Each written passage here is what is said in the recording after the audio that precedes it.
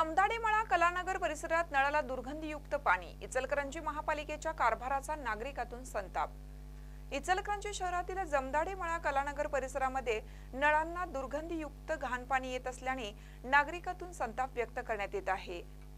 इचलकरंजी येथील कलानगर जमदाडेमळा बुगड खानावळ परिसरामध्ये गेल्या 10 दिवसापासून नळाला पाणी आलं नव्हतं।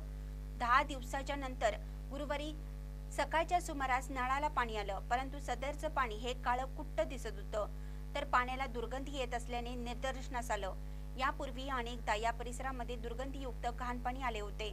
मध्यरात्रीच्या काळामध्ये घाण पाणी येणं बंद झालं होतं, परंतु पुन्हा गुरुवारी सायंकाळी नळाला दुर्गंधीयुक्त घाण पाणी आल्याने नागरिकांमधून संताप व्यक्त करण्यात येतोय।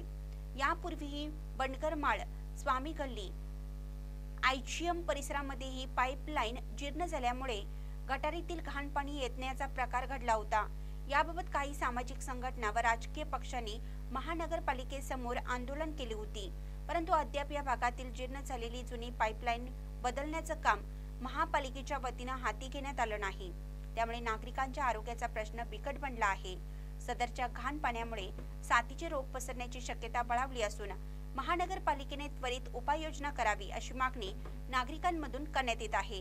महानकरी न्यूजसाठी प्रवीण पवार, इचलकरंजी। ताज्या बातम्यांसाठी महानकरीला सबस्क्राइब करा आणि बेल आयकॉनला क्लिक करा।